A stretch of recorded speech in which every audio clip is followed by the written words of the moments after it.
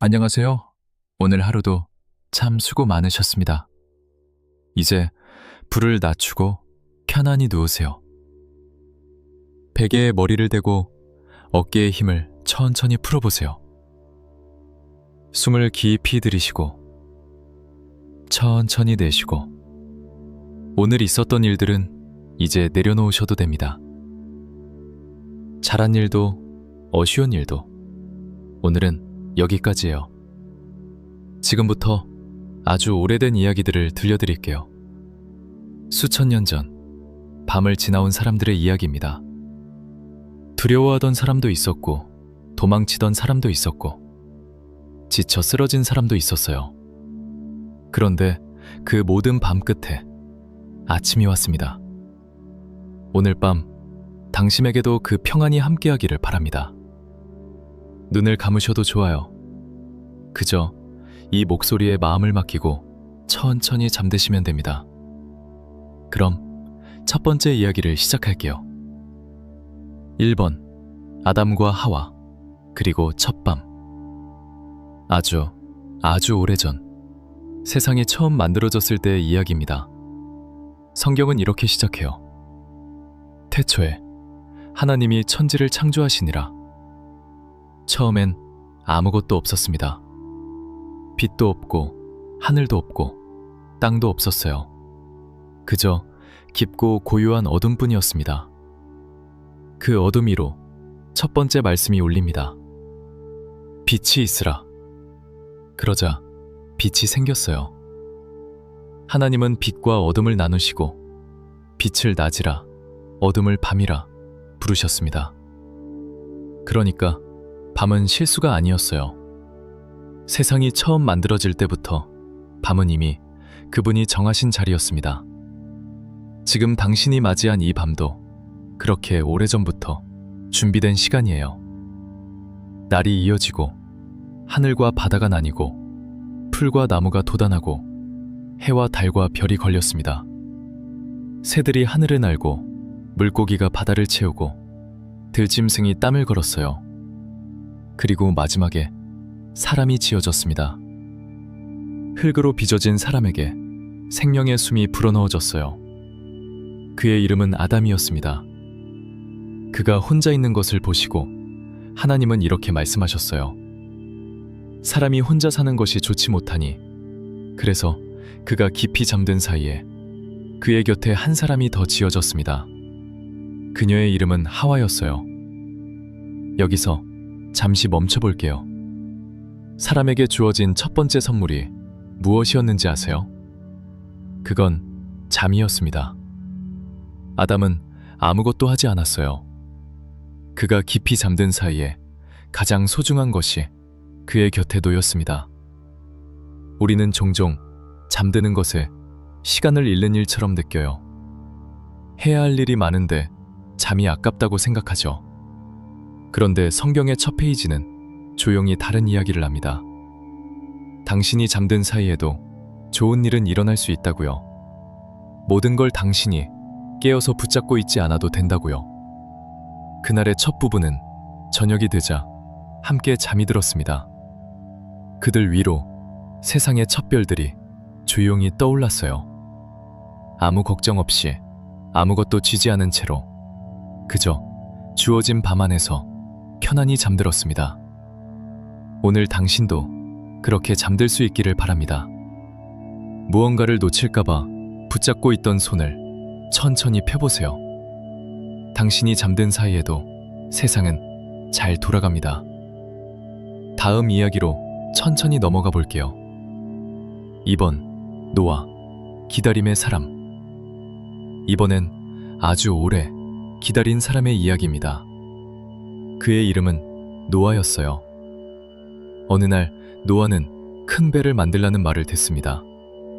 비 한 방울 내리지 않던 때에 산 위에서 거대한 배를 짓기 시작했어요. 사람들은 그를 이상하게 여겼습니다. 맑은 하늘 아래에서 배를 만드는 사람이라니요. 그런데 노아는 묵묵히 나무를 자르고 못을 박았습니다. 하루 또 하루, 한 해 또 한 해, 배는 아주 천천히 모양을 갖춰갔어요. 그리고 마침내 비가 내리기 시작했습니다. 노아는 가족과 짐승들과 함께 배에 올랐어요. 문이 닫히고 물이 차오르고 배는 물 위로 떠올랐습니다. 비는 오래도록 내렸어요. 밤이 지나고 또 밤이 지나도 물은 줄지 않았습니다. 노아가 할 수 있는 일은 이제 없었어요. 배를 다 지었으니 남은 건 기다리는 것뿐이었습니다. 며칠이 지나 노아는 새 한 마리를 날려보냅니다. 비둘기였어요.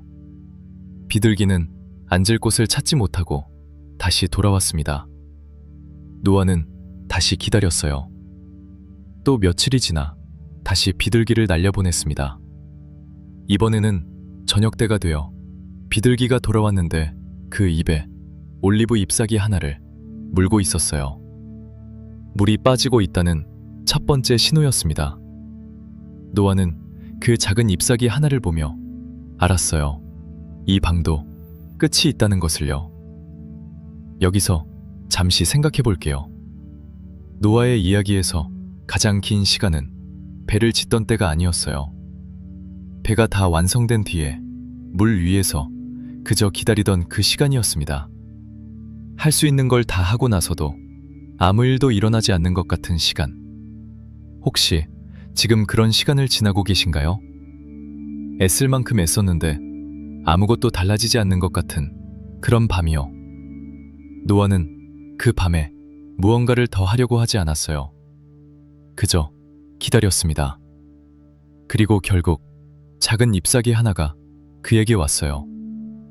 당신의 밤에도 그 잎사귀가 오고 있을지 몰라요. 지금은 보이지 않아도요. 그러니 오늘은 애쓰지 말고 그저 쉬세요. 기다림도 하나의 일이니까요. 다음 이야기로 넘어가 볼게요. 3. 아브라함, 별을 세던 밤. 다음은 별을 세던 한 노인의 이야기입니다. 그의 이름은 아브라함이었어요. 그는 늙도록 자식이 없었습니다. 간절히 바랐지만 세월만 흘러갔어요. 이제는 포기할 만도 한 나이였습니다. 어느 밤 그는 잠을 이루지 못하고 밖으로 나왔어요. 마음이 무거웠습니다. 바라던 것이 이루어지지 않은 채로 너무 오래 나이가 들어버렸으니까요. 그때 그에게 조용한 음성이 들려왔어요. 하늘을 우러러 별을 세어보아라. 아브라함은 고개를 들었습니다. 그날 밤하늘엔 셀 수 없이 많은 별들이 가득했어요. 하나, 둘, 셋. 세다가 곧 포기할 만큼 많았습니다.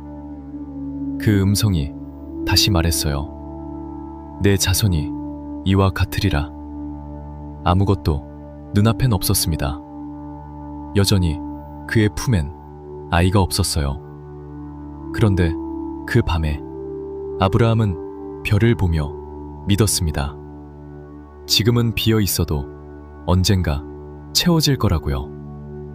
여기서 잠시 5번 요셉, 버려짐에서 회복까지 약 7분. 다음은 아주 멀리 돌아온 사람의 이야기입니다. 야곱에게는 아들이 여럿 있었는데 그 중에 요셉이라는 아들을 특별히 아꼈어요. 형들은 그게 미웠습니다. 어느 날 형들은 요셉을 상인들에게 팔아버려요. 요셉은 낯선 나라로 끌려갔습니다. 가족과 떨어져 노예가 되었어요. 거기서 억울한 일로 감옥에까지 갇힙니다. 아무 잘못도 없이 오랜 시간을 갇혀 지냈어요. 여기까지만 보면 요셉의 인생은 자꾸만 아래로 내려갑니다. 사랑받던 아들에서 노예로, 그리고 죄수로요. 그런데 이야기는 거기서 끝나지 않았어요. 감옥에서 요셉은 한 가지 일로 알려지게 됩니다. 꿈을 풀이하는 사람이었어요. 그 소문이 왕에게까지 닿았습니다. 왕은 이상한 꿈을 꾸고 괴로워하고 있었거든요. 요셉은 왕 앞에 불려나갑니다. 그리고 그 꿈이 다가올 큰 흉년을 뜻한다고 풀어냈어요. 왕은 요셉의 지혜에 놀라 그에게 나라의 일을 맡깁니다. 노예였고 죄수였던 사람이 하루아침에 온 나라를 돌보는 자리에 서게 된 거예요. 그리고 흉년이 닥쳤을 때 식량을 구하러 온 사람들 중에 바로 그를 팔았던 형들이 있었습니다. 형들은 요셉을 알아보지 못했어요. 요셉은 그들을 알아보았습니다. 이제 요셉은 복수할 수도 있었어요. 그를 노예로 팔아넘긴 형들이었으니까요. 그런데 요셉은 울면서 이렇게 말합니다. 당신들은 나를 해하려 하였으나 그 일이 오히려 많은 생명을 살리는 일이 되었다고요. 그는 형들을 용서했습니다. 여기서 잠시 멈춰볼게요. 요셉의 이야기가 특별한 건 나쁜 일이 하나도 없었기 때문이 아니에요. 오히려 억울한 일이 너무 많았습니다. 버려지고 팔리고 갇히고. 그런데 그 모든 밤을 지나 돌아보니 그 길이 그를 어딘가로 데려가고 있었어요. 그때는 몰랐을 거예요. 노예로 끌려가던 그 밤에, 감옥에서 잠 못 이루던 그 밤에 이 모든 것이 어디로 이어질지 요셉은 알 수 없었습니다. 우리도 그래요. 지금 지나는 이 밤이 어디로 이어지는지 지금은 알 수 없습니다. 억울하고 이해되지 않는 그런 시간을 지나고 계실지도 몰라요. 그런데 요셉의 이야기는 조용히 말해줍니다. 지금 보이지 않는다고 의미가 없는 건 아니라고요. 그러니 오늘 밤은 다 이해하려 하지 마세요. 이해되지 않는 채로도 잠들 수 있습니다. 내일의 당신이 오늘은 보이지 않던 것을 조금 더 보게 될 거예요. 편안히 쉬세요. 다음 이야기로 넘어가 볼게요. 6. 룻, 낯선 길을 택한 여인. 약 6분. 이번엔 한 여인의 조용한 이야기입니다. 그녀의 이름은 룻이었어요. 룻은 남편을 잃었습니다. 그리고 함께 남은 사람은 나이든 시어머니뿐이었어요. 시어머니는 룻에게 이렇게 말합니다. 너는 네 고향으로 돌아가거라. 나를 따라와도 좋을 것이 없다고요. 사실 그게 더 편한 길이었어요. 익숙한 고향으로 돌아가는 것. 그런데 룻은 뜻밖의 선택을 합니다. 시어머니를 떠나지 않겠다고 말해요. 어머니께서 가시는 곳에 저도 가고 어머니의 백성이 저의 백성이 되리이다. 룻은 낯선 길을 택했습니다. 아는 사람 하나 없는 낯선 땅으로 나이든 시어머니와 함께 걸어갔어요. 그 땅에서 룻은 매일 이삭을 주었습니다. 추수하고 남은 곡식 이삭을 하나하나 주워 모았어요. 허리를 굽히고 땀을 흘리며 하루하루를 살아냈습니다. 화려하지 않았어요. 그저 성실한 하루하루였습니다. 그런데 그 밭의 주인이 룻의 이야기를 듣게 돼요. 남편을 잃고도 시어머니를 떠나지 않은 그 마음을요. 그는 룻을 귀하게 여겼습니다. 그리고 시간이 흘러 두 사람은 가정을 이루게 돼요. 낯선 땅에서 홀로 이삭을 죽던 여인이 새로운 삶을 얻게 된 거예요. 여기서 잠시 생각해 볼게요. 룻은 대단한 일을 한 게 아니었어요. 그저 곁에 있는 사람을 떠나지 않았고 매일 자기 몫의 하루를 성실히 살았을 뿐입니다. 우리는 인생을 바꾸려면 뭔가 큰 일을 해야 한다고 생각해요. 그런데 룻의 이야기는 조용히 다르게 말합니다. 오늘 하루를 그저 성실히 사는 것, 곁에 있는 사람에게 따뜻하게 대하는 것, 그 작은 하루들이 쌓여서 삶을 바꿔놓기도 한다고요. 오늘 당신이 보낸 하루도 그런 하루였을지 몰라요. 특별할 것 없어 보여도 조용히 무언가를 쌓아 올린 하루요. 그러니 오늘 하루도 충분했습니다. 편안히 잠드세요. 다음 이야기로 넘어가 볼게요. 7. 다윗, 들판의 소년. 약 6분. 다음은 들판에서 밤을 지키던 한 소년의 이야기입니다. 그의 이름은 다윗이었어요. 다윗은 여러 형제 중에 가장 어렸습니다. 그가 맡은 일은 양을 치는 것이었어요.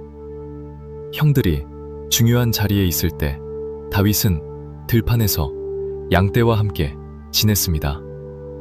낮에는 풀밭으로 양을 이끌고 밤에는 홀로 양떼를 지켰어요. 들판의 밤은 깊고 고요했습니다. 가끔은 사나운 짐승이 다가오기도 했어요. 어린 다윗은 그때마다 양을 지키려 맞섰습니다. 아무도 보지 않는 곳에서요. 칭찬해줄 사람도 없는 곳에서 그는 자기가 맡은 양들을 끝까지 돌보았어요. 그리고 그 긴 밤들에 다윗은 노래를 지었습니다. 별빛 아래에서 조용히 읊조렸어요. 그 노래들 중 하나는 이렇게 시작합니다. 여호와는 나의 목자시니 내게 부족함이 없으리로다. 양을 치던 소년이 자기를 양처럼 돌보시는 분을 노래한 거예요. 그가 얼마나 많은 밤을 그렇게 보냈을까요? 아무도 몰라주는 들판에서. 그런데 그 밤들이 헛되지 않았습니다. 들판에서 다져진 그 마음이 훗날 다윗을 아주 특별한 사람으로 만들어갔어요. 여기서 잠시 멈춰볼게요. 다윗이 가장 많이 성장한 곳은 사람들 앞